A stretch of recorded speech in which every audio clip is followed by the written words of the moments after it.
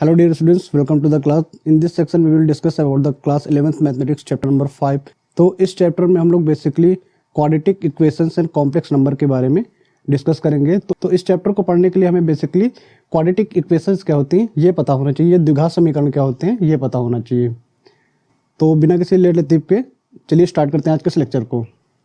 तो जैसा कि आप लोगों को पता है कि क्वाड्रेटिक इक्वेशन जैसे let a x square plus b x plus c equal to 0, अगर ये क्वाड्रेटिक इक्वेशंस हैं ये किस कंडीशन में, when x is not a is not equals to 0। अगर ये क्वाड्रेटिक इक्वेशंस हैं तो इस क्वाड्रेटिक इक्वेशन के सॉल्यूशंस क्या होते हैं या इस इक्वेशन के रूट्स क्या होते हैं। रूट्स क्या होते थे, x is equal to minus b plus minus root में b square minus 4ac upon 2a। ये इस इक्वेशन क्वाड्रेटिक इक्वेशन के या द्विघात समीकरण के रूट होते थे। तो यहाँ पर ये जो वैल्यू है इस वैल्यू को क्या बोलते हैं d, और ये वैल्यू होते हैं बी स्क्वायर माइनस 4ac। इस वैल्यू को क्या बोलते हैं, डिस्क्रिमिनेंट बोलते हैं, डिस्क्रिमिनेंट या हिंदी में बोलते हैं विविक्त कर।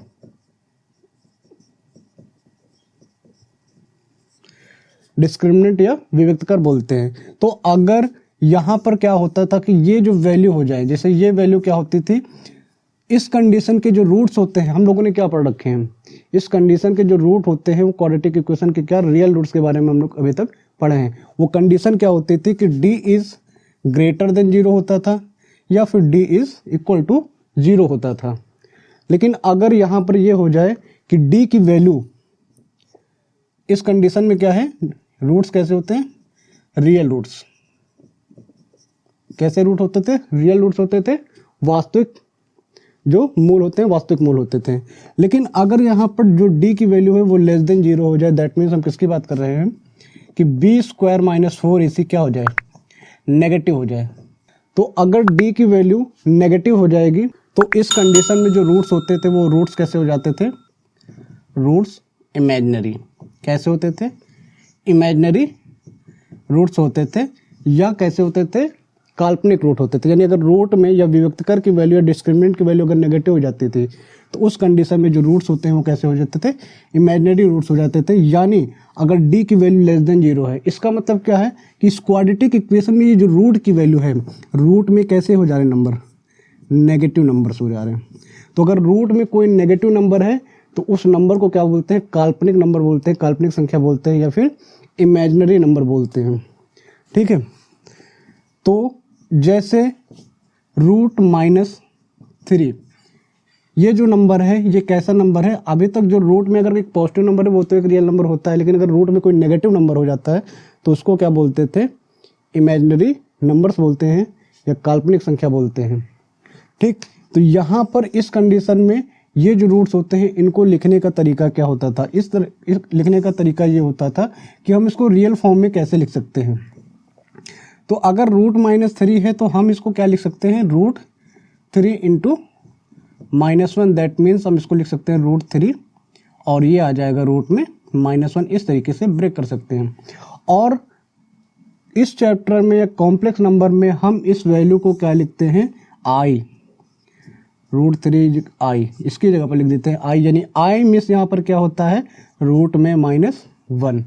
यानी ऐसे नंबर जिनका स्क्वायर नेगेटिव हो, या अगर कोई नंबर रूट में नेगेटिव नंबर है तो उस वैल्यू को क्या बोलते हैं, इमेजिनरी वैल्यू बोलते हैं। और वहाँ पर जो रूट में -1 को क्या बोलते हैं, आई। और ये आई कहाँ से आया है, एक ग्रीक वर्ड है आयोटा। आई कहाँ से आया है, एक ग्रीक वर्ड है आयोटा। वहाँ से आई की वैल्यू कितनी होती है, वहाँ से आई को आई इक्वल टू कितना बोला गया, -1। तो यहाँ पर हमको क्या पता है कि यहाँ पर आई की वैल्यू अगर 0 है तो ये 1 हो जाएगा, आई की वैल्यू 1 है तो आई रहेगा, आई का मतलब रूट -1। आई की वैल्यू 2 है, आई स्क्वायर ये कितना हो जाएगा, रूट -1 का square, that means -1। I cube है तो इसको लिख सकते हैं आई स्क्वायर इंटू आई, तो आई स्क्वायर की वैल्यू कितनी होती है, -1 इंटू आई कितना आ जाएगा, -i, और आई की वैल्यू अगर 4 है तो हम इसको क्या बोल सकते हैं, आई स्क्वायर इंटू आई स्क्वायर, तो -1 इंटू -1 कितना आ जाएगा, 1, ये वैल्यू यहाँ पर होती है। तो यहाँ से हम क्या बना सकते हैं कि अगर आई की पावर 4n यानी 4 का मल्टीपल लिखा हुआ है, दैट मीन्स हम उसको क्या लिख सकते हैं, आई की पावर 4 की पावर n, दैट मीन्स वो क्या हो जाएगा, 1 हो जाएगा, क्योंकि आई की पावर 4 और इसकी जो वैल्यू n आएगी तो ये कितना हो जाएगा, 1 हो जाएगा। फिर अगर आई की पावर 4n प्लस 1 है तो हम इसको क्या लिख सकते हैं, आई की पावर 4n इंटू आई, और आई की पावर 4n की वैल्यू 1 है तो कितना बचेगा, आई। फिर अगर आई की वैल्यू 4n प्लस 2 है तो इसको लिख सकते हैं आई की पावर 4n इंटू आई 2, तो ये वैल्यू कितनी आ जाएगी, माइनस का 1, क्योंकि ये वैल्यू कितनी आ जाएगी 2, और ये जो वैल्यू है आई की पावर 4n प्लस 3, तो यहाँ से कितना आ जाएगा, आई की पावर 4n इंटू आई की पावर 3, और आई की पावर 4n की वैल्यू 1 और आई की पावर 3 की वैल्यू -i, दैट मीन्स से कितना आ जाएगा, -i। तो ये बेसिक फॉर्मूले याद रखने पड़ेंगे कॉम्प्लेक्स नंबर के क्वेश्चन करने के लिए।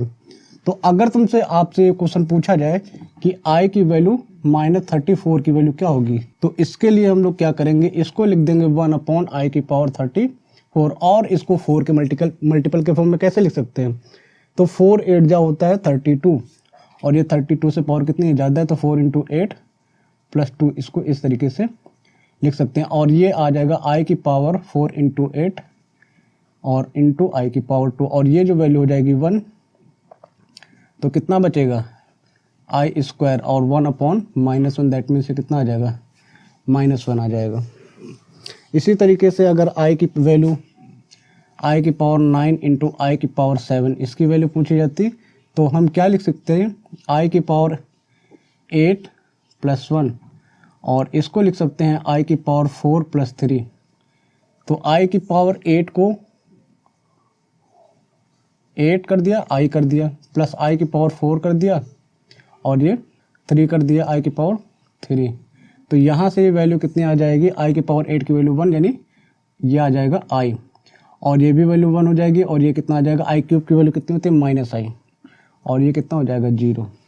तो इस तरीके से हम लोग ये वैल्यू कैलकुलेट कर सकते हैं। तो ये तो बात हो गई यहाँ पर कॉम्प्लेक्स नंबर की या सम्मिश्र संख्या की। अब हमें जो पढ़ना है वो क्या पढ़ना है, कॉम्प्लेक्स नंबर, और आई क्या होता है, आई एक इमेजिनरी नंबर को रिप्रेजेंट करता है। तो कॉम्प्लेक्स नंबर क्या होता है, कॉम्प्लेक्स नंबर को हम लोग बोलते हैं z से रिप्रेजेंट करते हैं, और ये फॉर्म होता है सम के फॉर्म में लिखा होगा, जिसमें एक इमेजिनरी नंबर एडिशन के फॉर्म में लिखा हो सकता है, जैसे a प्लस IB, ये कॉम्प्लेक्स नंबर है जहाँ पर a and b are real numbers, a और b दोनों ही रियल नंबर्स हैं, लेकिन अगर इनको किस i के साथ ऐड के फॉर्म में लिख दे, i के साथ इनको यानी a plus i into b कर दें, यानी उसमें इमेजनरी वैल्यू मल्टीप्लाई कर दें, या रूट माइनस 1 से मल्टीप्लाई कर दे, तो उस नंबर को उस कंडीशन में क्या बोलते हैं, रियल कॉम्प्लेक्स नंबर बोलते हैं। तो रियल नंबर, तो ये जो होते हैं ये क्या होते हैं, कॉम्प्लेक्स नंबर होते हैं। जैसे अगर एक नंबर है z3 + 4i, ये, या z = 2 + 0i, या फिर ऐसा लिख सकते हैं 0 + 3i। तो ये सभी क्या हैं, कॉम्प्लेक्स नंबर हैं, ठीक है।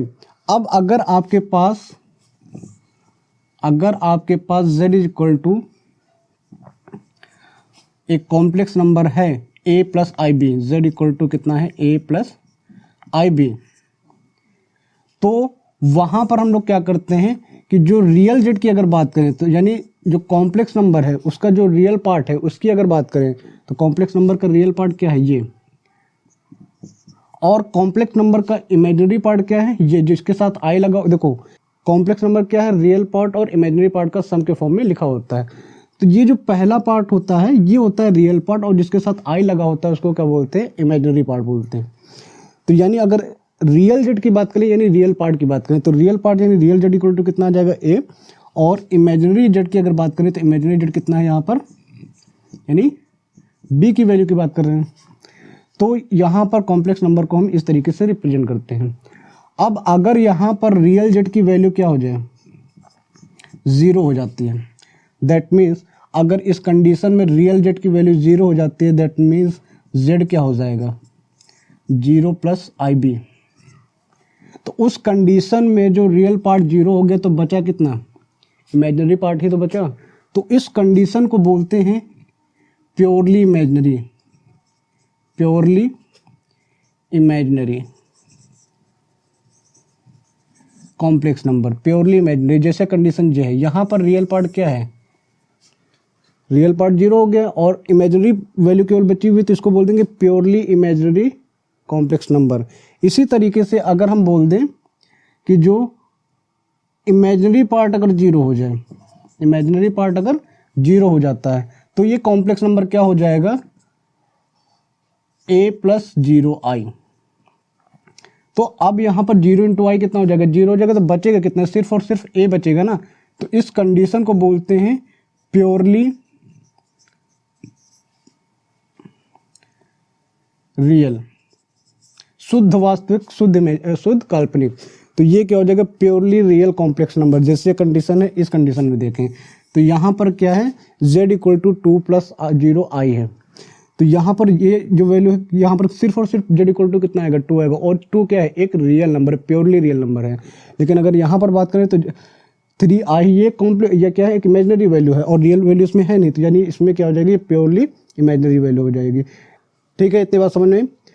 तो अब हम आगे बात करते हैं equality of complex number. Equality of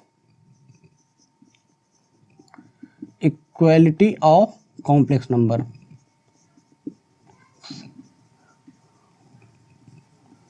equality of complex number की अगर बात करें तो अगर हमारे पास दो कॉम्प्लेक्स नंबर हैं, z1 equal to a plus i b और z2 इक्वल टू हमारे पास c प्लस आई डी, तो इक्वालिटी ऑफ कॉम्प्लेक्स नंबर ये कहता है कि दो कॉम्प्लेक्स नंबर इक्वल होंगे अगर z1 इक्वल टू क्या हो जाए, z2 हो जाए।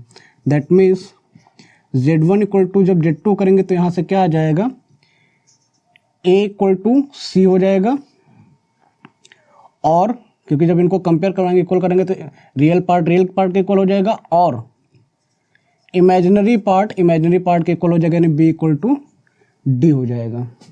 ठीक, या फिर हम ऐसा भी बोल सकते हैं कि अगर किसी कॉम्प्लेक्स नंबर के रियल पार्ट इक्वल हैं, मतलब a इक्वल टू कितना है, c है, एंड इमेजिनरी पार्ट भी इक्वल है, यानी b इक्वल टू कितना है, d है, तो उस कंडीशन में जो कॉम्प्लेक्स नंबर होंगे वो क्या हो जाएंगे, इक्वल कॉम्प्लेक्स नंबर होंगे। ये इक्वालिटी की कंडीशन को वेरीफाई करेंगे, यानी यहाँ से क्या बोल सकते हैं कि ये रियल पार्ट्स हैं और ये इमेजिनरी पार्ट्स हैं, तो क्या बोल सकते हैं, z1 इक्वल टू कितना हो जाएगा, z2। ये कंडीशन हम लोग बोल सकते हैं। ठीक है, तो बताइए इतनी चीज़ समझ में आई। अगर ये चीज़ समझ में आई तो वीडियो को पॉज कीजिए, इसको नोट कर लीजिए। तो अब हम बात कर लेते हैं algebraic properties of complex number, यानी कॉम्प्लेक्स नंबर के अलजेब्रिक प्रॉपर्टी के बारे में यहाँ पर डिस्कस कर लेते हैं। या फिर उससे पहले हम लोग डिस्कस कर लेते हैं कि दो कॉम्प्लेक्स नंबर का सम या डिफरेंस कैसे फाइंड कर सकते हैं। तो क्या हो जाएगा, sum and difference of complex numbers.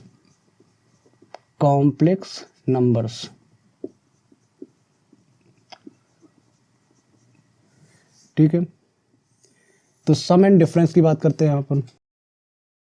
तो दो कॉम्प्लेक्स नंबर की सम की बात करें तो अगर हमारे पास एक complex number z1 equal to a plus i b है और जो दूसरा कॉम्प्लेक्स नंबर z2 है वो है c प्लस आई डी, तो सम का मतलब क्या है, सम का मतलब ये है कि हम दोनों ही कॉम्प्लेक्स नंबर को क्या कर दें, ऐड कर देते हैं। तो a प्लस आई बी आ जाएगा यहाँ से, प्लस आ जाएगा c plus i D, simple ये हो जाएगा। अब यहाँ पर क्या करेंगे, जो रियल पार्ट होगा वो रियल पार्ट में ऐड हो जाएगा, तो a प्लस c इसको लिख सकते हैं। फिर इमेजिनरी पार्ट से ऐड हो जाएगा, तो i को कॉमन निकालेंगे, b प्लस d हो जाएगा।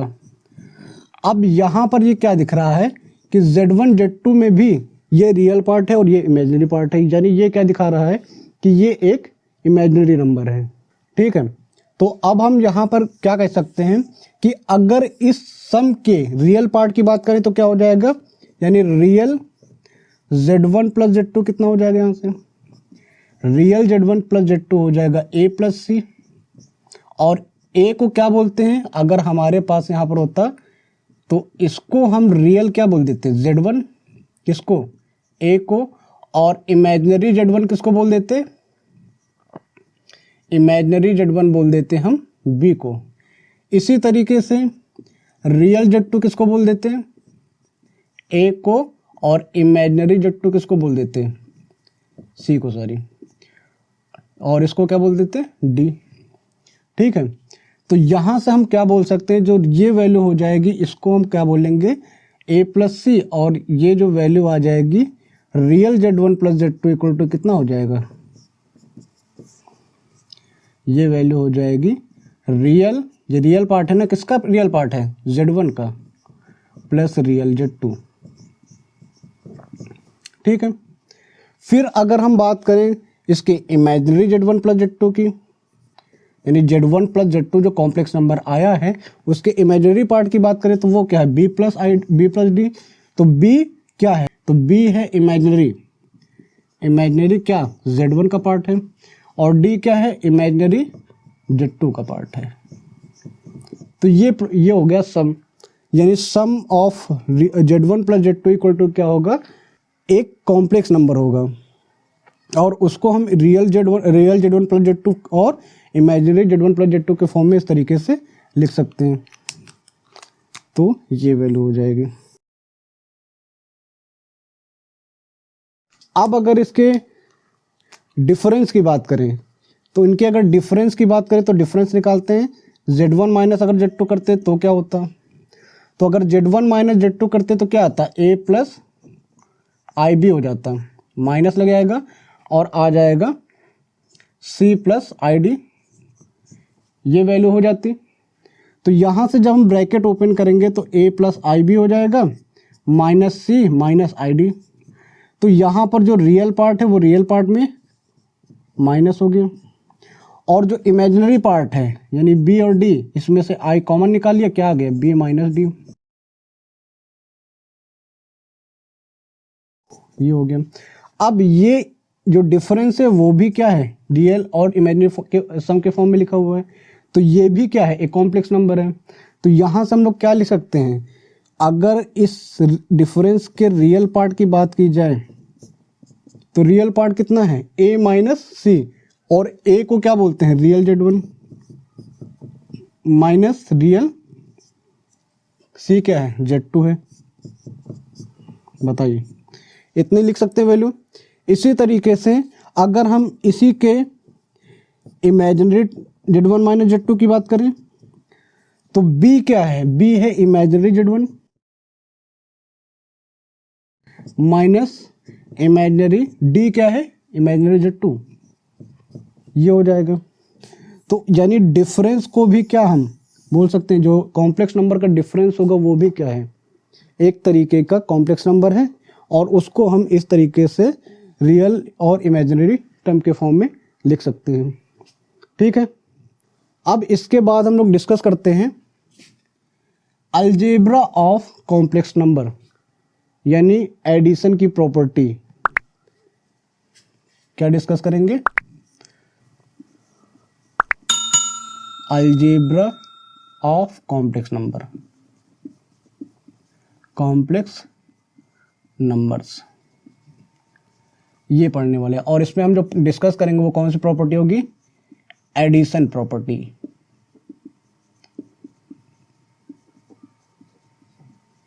एडिशन की प्रॉपर्टीज के बारे में डिस्कस करेंगे। तो जो फर्स्ट प्रॉपर्टी है closure property, closure property, closure property क्या कहती है, तो क्लोजर प्रॉपर्टी ये कहती है कि अगर दो कॉम्प्लेक्स नंबर हैं Z1 और Z2 तो इनका सम और डिफरेंस भी क्या होगा, एक कॉम्प्लेक्स नंबर होगा। If z1 and z2 are complex numbers, two complex numbers, then z1 plus z2 and z1 minus z2 also complex numbers. ये भी क्या होंगे? कॉम्प्लेक्स नंबर्स होंगे। कैसे पता करके देखिए, दो z1 z2 को नंबर ले रखे हैं, सम किया तो क्या आया a प्लस आई बी, जब किया तो a plus c plus i b plus d, तो ये क्या है? रियल प्लस इमेजिनरी लिखा हुआ है। और जब डिफरेंस किया तो डिफरेंस में क्या? a minus c plus i b minus d, ये भी क्या है? एक कॉम्प्लेक्स नंबर है। तो वही लिखा है, अगर z1 z2 दो कॉम्प्लेक्स नंबर हैं तो इनका सम और डिफरेंस भी क्या होगा? एक कॉम्प्लेक्स नंबर होगा। ठीक है, फिर बात करते हैं कॉम्यूटेटिव प्रॉपर्टी की। कॉम्यूटेटिव प्रॉपर्टी की क्या कहती है प्रॉपर्टी, या कॉम्यूटेटिव लॉ क्या कहता है? अगर दो कॉम्प्लेक्स नंबर z1 और z2 हैं तो हम चाहे z1 में z2 ऐड करें या फिर z2 में z1 ऐड करें, उससे कॉम्प्लेक्स नंबर के रिजल्ट पर कोई फर्क नहीं पड़ता है, दोनों वैल्यू ही सेम आएंगी। ठीक है, उससे रिजल्ट में कोई फर्क नहीं पड़ेगा। ये तो सम के लिए हो गया। लेकिन अगर डिफरेंस के लिए अगर देखा जाए तो z1 minus z2 is not equals to होगा z2 माइनस z1 के। ये अलग चीज है। यानी सम पे तो ये प्रॉपर्टी अप्लाई कर देते हैं, एडिशन प्रॉपर्टी के बारे में बता रहे हैं ना, एडिटिव नहीं, एडिशन प्रॉपर्टी के बारे में बता रहे हैं। तो सम के लिए तो ये प्रॉपर्टी कॉम्यूटेटिव लॉ करेगा, लेकिन डिफरेंस के लिए प्रॉपर्टी अप्लाई नहीं होती है। ठीक, फिर इसी तरीके से अगर एसोसिएटिव लॉ की बात करें, अगली प्रॉपर्टी क्या है? Associative law. एसोसिएटिव लॉ क्या कहता है? एसोसिएटिव लॉ क्या कहता है कि अगर हमारे पास तीन कॉम्प्लेक्स नंबर हैं z1 z2 और z3, तो वहां पर हम z1 में सम of z2 plus z3 add कर दें, या फिर z1 प्लस z2 का सम हम z3 में ऐड कर दें, इससे इसके रिजल्ट पे कोई फर्क नहीं पड़ेगा। ठीक है, चाहे z1 plus z2 plus z3 कर दें या फिर z1 प्लस z2 करके z3 में ऐड करें, इससे रिजल्ट पे कोई फर्क नहीं पड़ेगा। जैसे रियल नंबर पर प्रॉपर्टी अप्लाई करते थे वैसे यहाँ पर है। ठीक, अब इसकी जो फोर्थ प्रॉपर्टी है उसकी बात करते हैं, existence of additive identity.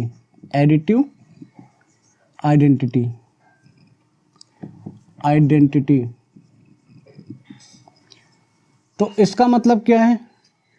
Existence of additive identity का मतलब क्या है कि किसी नंबर में अगर हम, जैसे कोई नंबर हमारे पास दिया है 2, तो उसमें ऐसा क्या ऐड करते हैं कि उसकी वैल्यू में कोई फर्क ना पड़े। तो ये जो प्रॉपर्टी होती है उसको क्या बोलते हैं? Additive identity. तो जैसे 2 में हम ऐसा क्या ऐड करेंगे उसमें फर्क नहीं पड़ेगा, तो 2 प्लस 0 कर दे उसमें कोई फर्क नहीं पड़ेगा। उसी तरीके से अगर z हमारे पास एक कॉम्प्लेक्स नंबर है, कितना?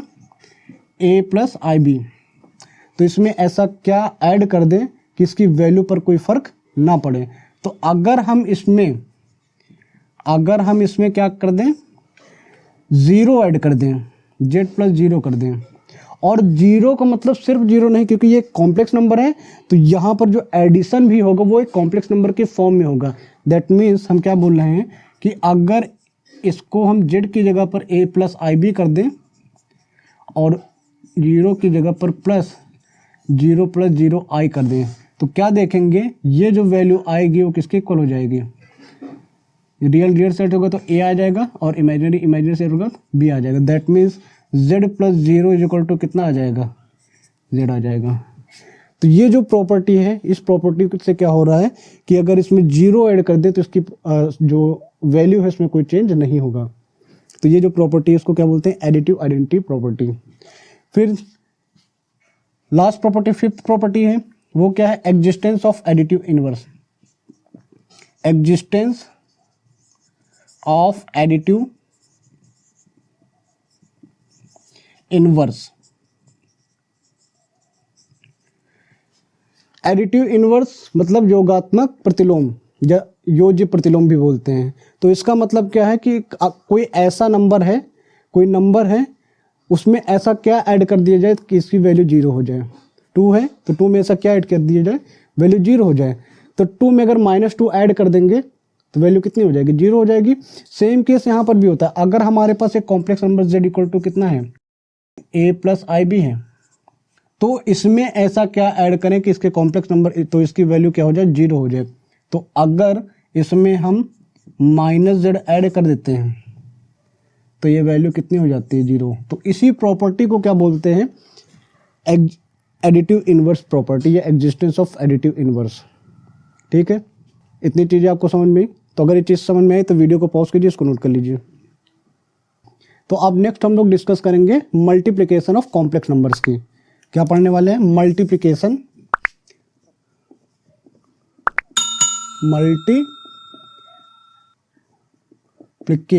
Of complex numbers and properties, और इसकी प्रॉपर्टीज भी हम लोग डिस्कस करेंगे। तो पहले तो हम लोग पढ़ेंगे मल्टीप्लिकेशन ऑफ कॉम्प्लेक्स नंबर, उसके बाद हम लोग डिस्कस करेंगे उसकी अलजेब्रिक प्रॉपर्टीज के बारे में मल्टीप्लिकेशन की। तो फर्स्ट अगर हम देखें, हमारे पास अगर complex number z1 equal to a + ib है, तो यहां से जो रियल z की वैल्यू होगी वो कितनी होगी, a, एंड इमेजिनरी z की वैल्यू कितनी हो जाएगी, b। अगर ये z1 है तो यहां पर क्या आ जाएगा, z1 हो जाएगा। ठीक है, फिर अगर हमारे पास दूसरा कॉम्प्लेक्स नंबर z2 है, c + id, तो यहां से जो रियल z2 हो जाएगा वो कितना हो जाएगा, c, एंड इमेजिनरी z2 कितना हो जाएगा, d। ठीक है, तो यहां पर अगर हमें इनका मल्टीप्लिकेशन करवाना हो, that mean z1 into z2 करवा दें, तो z1 और z2 कितना हो जाएगा, z1 की वैल्यू है a + ib और z2 की वैल्यू है c + id। तो मल्टीप्लाई करवा दे तो a इंटू सी ac हो जाएगा, प्लस i कॉमन निकाल लें, ये ad हो जाएगा।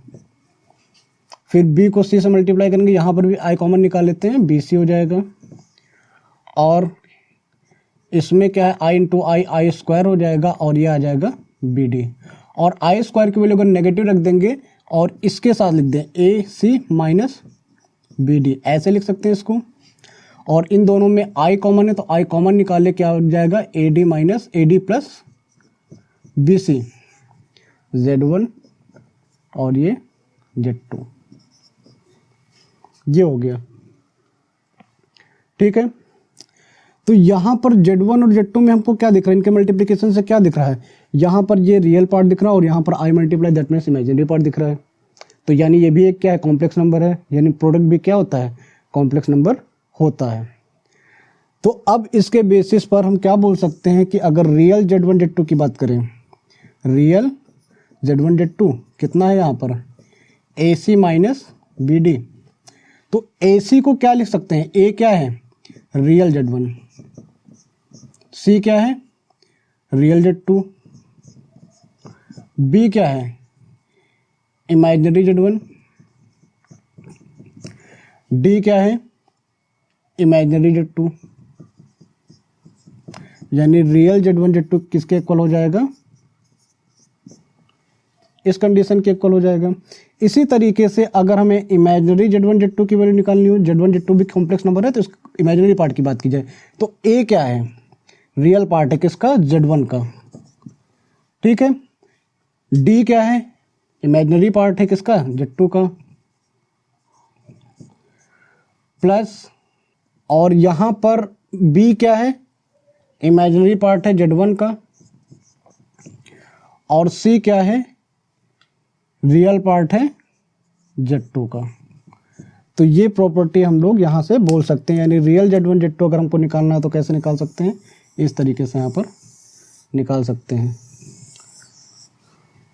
ठीक है, तो यानी जो मल्टीप्लिकेशन ऑफ कॉम्प्लेक्स नंबर होता है वो भी क्या है, एक तरीके का कॉम्प्लेक्स नंबर होता है। तो उससे हम लोग क्या लिख सकते हैं, रियल Z1 Z2 और इमेजिनरी Z1 Z2 की वैल्यू इस तरीके से निकाल सकते हैं। ठीक है, तो ये तो हो गया मल्टीप्लिकेशन। अब हम बात करते हैं प्रॉपर्टीज़ की, मल्टीप्लिकेशन की प्रॉपर्टीज़ की, कॉम्प्लेक्स नंबर के मल्टीप्लिकेशन की प्रॉपर्टीज़ की। तो फर्स्ट प्रॉपर्टी क्या कहती है, फर्स्ट प्रॉपर्टी कहती है क्या है, क्लोजर प्रॉपर्टी।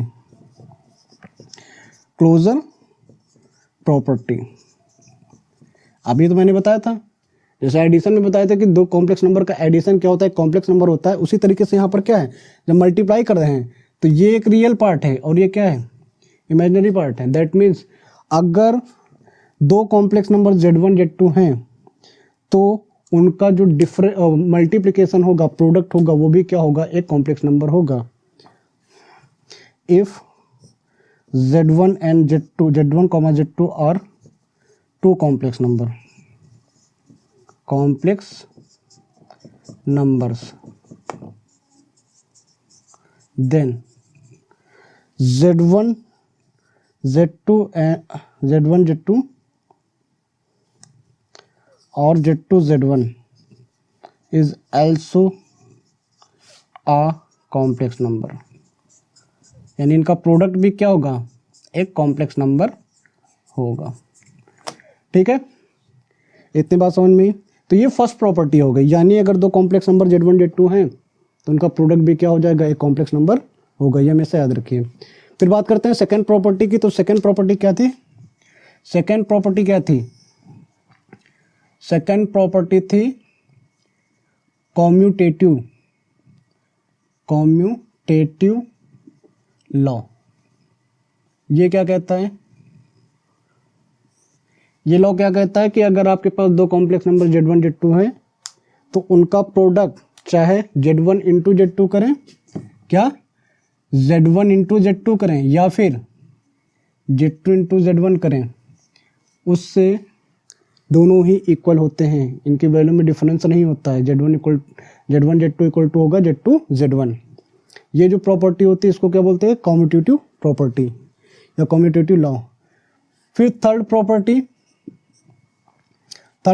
क्या है, थर्ड प्रॉपर्टी है एसोसिएटिव प्रॉपर्टी। एसोसिएटिव प्रॉपर्टी,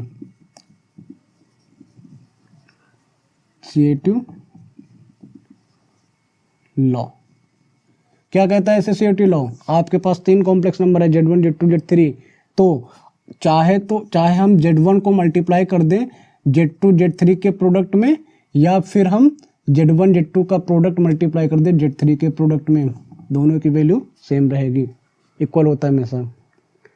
तीन Z1 Z2 Z3 तीन कॉम्प्लेक्स नंबर लीजिए और तीनों को इस तरीके से मल्टीप्लाई करके देखिए, देखेंगे क्या वैल्यू सेम आएगी। तो ये जो प्रॉपर्टी होती है इसको बोलते हैं एसोसिएटिव लॉ। फिर बात करते हैं फोर्थ प्रॉपर्टी किसकी, एग्जिस्टेंस ऑफ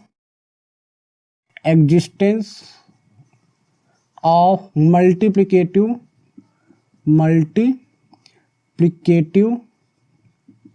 आइडेंटिटी की।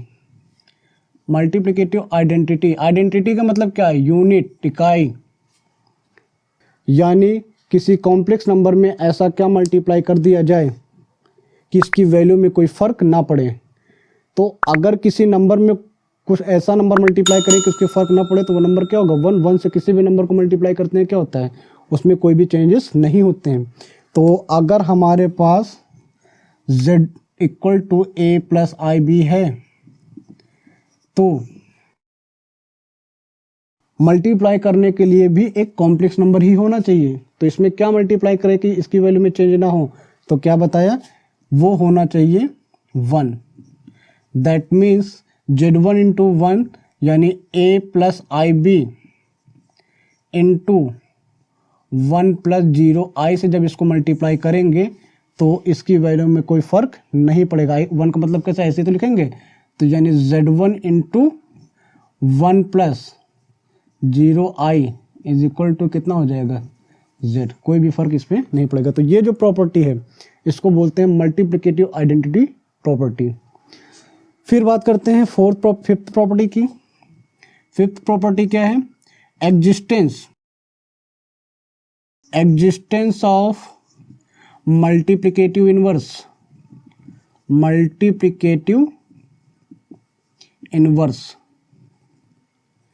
क्या कहता मल्टीप्लिकेटिव इनवर्स? यानी किसी नंबर में ऐसी कौन सी वैल्यू मल्टीप्लाई कर दी जाए कि उसकी वैल्यू कितनी हो जाए 1।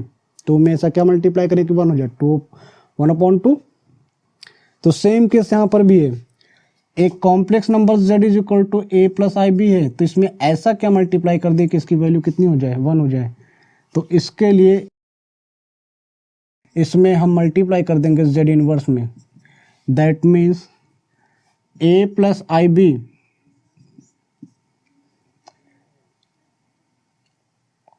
और a plus i b inverse करेंगे तो वैल्यू कितनी हो जाएगी 1। या फिर हम इसको ऐसे भी लिख सकते हैं, z इनवर्स में हम z मल्टीप्लाई करें तो भी ये वैल्यू किसके इक्वल होगी, z इंटू जेड इनवर्स के। दोनों ही केसेस में सेम वैल्यू आएगी ना, इसमें ये मल्टीप्लाई करें इसमें ये मल्टीप्लाई करें, दोनों वैल्यू सेम रहेगी। ठीक, तो ये जो प्रॉपर्टी होती है इसको क्या बोलते हैं, मल्टीप्लिकेटिव इनवर्स। अब यहाँ पर दोनों ही कॉम्प्लेक्स नंबर हैं, इस चीज़ को याद रखिएगा। ठीक है, तो अब इसमें हम लोगों ने क्या डिस्कस कर लिया, मल्टीप्लिकेशन एंड मल्टीप्लिकेटिव प्रॉपर्टीज़ के बारे में हम लोगों ने यहाँ पर डिस्कस कर लिया है। तो अगर ये चीज़ समझ में आई है तो वीडियो को पॉज कीजिए और इसको नोट कर लीजिए।